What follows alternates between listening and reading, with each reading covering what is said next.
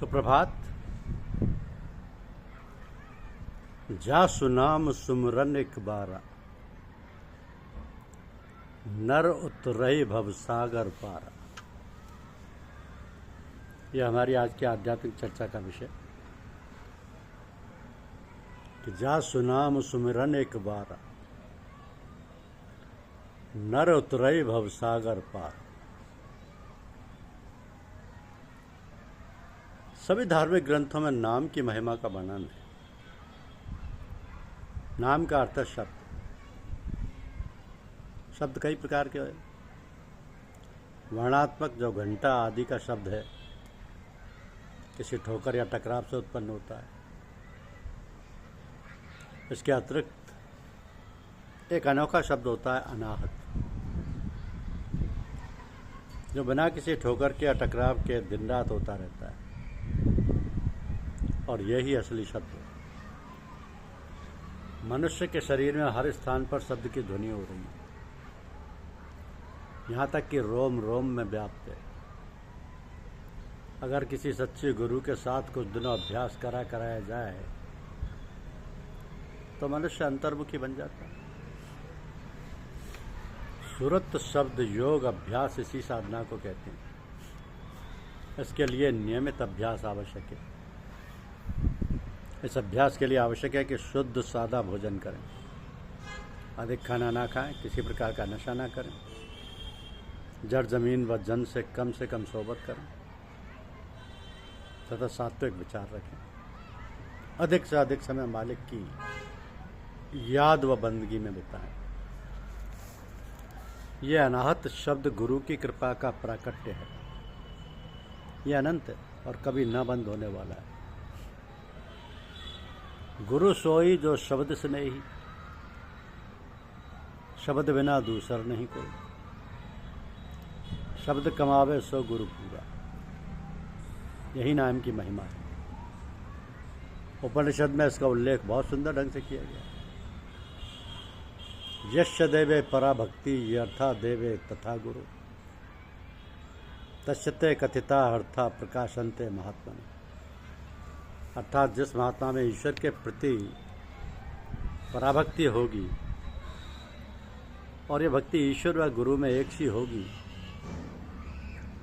उस पर सब भेदों का विषय आपसे आप प्रकट हो जाएगा। इस रास्ते का गुरु ही सच्चा और असली जामा पहनाने वाला है। उसी की दया कृपा के फल से ही अमृत प्राप्त हो सकता है। समय की आवश्यकता साधन के लिए है। गुरु तो केवल क्षण मात्र में सब कुछ दे सकने में सर्वसमर्थ है। अपने इष्ट में पूर्ण श्रद्धा व विश्वास रखते हुए अपने अभ्यास पर दृढ़ बना रहे और अपनी सूरत धार को जिस अंग से चाहे समेट ले और जिस अंग से चाहे प्रवाहित कर दे, तभी अभ्यास का महत्व है। ऐसे अवसरों पर संकट भी बहुत आते हैं। मार्ग में न जाने कितने प्रकार के रोड़े अटकते हैं, और हों भी क्यों ना। संस्कारों की सफाई जो होनी है प्रियतम तक पहुंचने के लिए, किंतु यह सोचते हुए कि गिरते हैं सहसवार ही मैदान जंग में, और तिफल क्या गिरेंगे जो घुटनों के बल चले। तो जब हृदय में उमंग तरंग उठती रहे और मन श्रद्धा व विश्वास से ओतप्रोत रहता हो, तो परिश्रम की कठिनाइयों का पता ही नहीं चलता, क्योंकि आंखों के सामने प्रियतम से मिलने की मीठी मीठी याद हमारे अंतर में उत्साह उल्लास व साहस की उमंगें तरंगें घुमड़ती हुई सारे शरीर में स्फूर्ति शक्ति और सामर्थ्य का संचार करती रहती। सद्गुरु शब्द की डगर बताते, इसलिए सद्गुरु की खोज, उनकी शरणागति और सदाचार पालन आवश्यक है। तद्विद्ये प्राण पातेन परिप्रश्नेन सेव्या उपदेक्षन्ति ते ज्ञानम ज्ञानेन सत्य दर्शनम।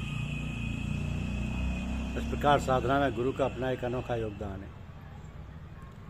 बिना गुरु के अंधकार दूर नहीं हो सकता, और न ही सृष्टि के गूढ़ रहस्यों का विवेचन ही हो सकता है।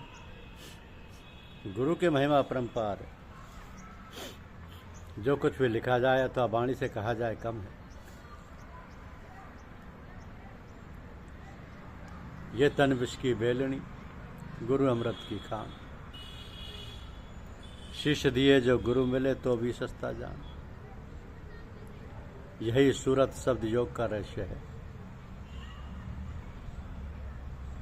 बाइबल में भी इसका वर्णन है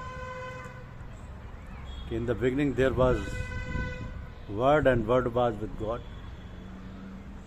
अर्थात शब्द आदि में था, शब्द ईश्वर के साथ था और शब्द ही ईश्वर है। ये शब्द अंतर में है, कहीं बाहर खोजने की आवश्यकता नहीं। सद्गुरु ही शब्द का संचार करते हैं। शब्द की महिमा अपरंपार है। परमेश्वर ने आदि में सर्वप्रथम नाद को ही प्रकट किया। यही सृष्टि का मूल कारण हुआ। इसका लोप सृष्टि का लोप है। यह सर्वदा सत्य एवं नित्य है। परमेश्वर द्वारा सर्वप्रथम प्रस्फुटित होने के कारण यह स्फोट भी कहलाता है। ऋषियों ने इस नाद को अभेद करने के लिए वर्णात्मक ओम शब्द को चुना। तो नाद का स्वरूप विलक्षण, निर्णायक और साधना का है। सारी सृष्टि का आधारभूत तत्व नाद ही है।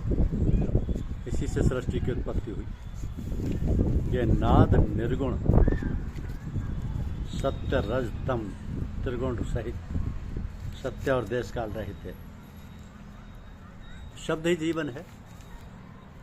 इसी को प्राण, प्रकाश, नूर व तजल्ली के नाम से भी जाना जाता है। इस शब्द की धार को पकड़कर चलने से अपने अंतर की हालत बदलती हुई महसूस पड़ती है। और इस शब्द ईश्वर की, गुरुदेव की कृपा से जागृत होता है। धन्यवाद। यूट्यूब चैनल को लाइक और सब्सक्राइब अवश्य कीजिए। शुक्रिया।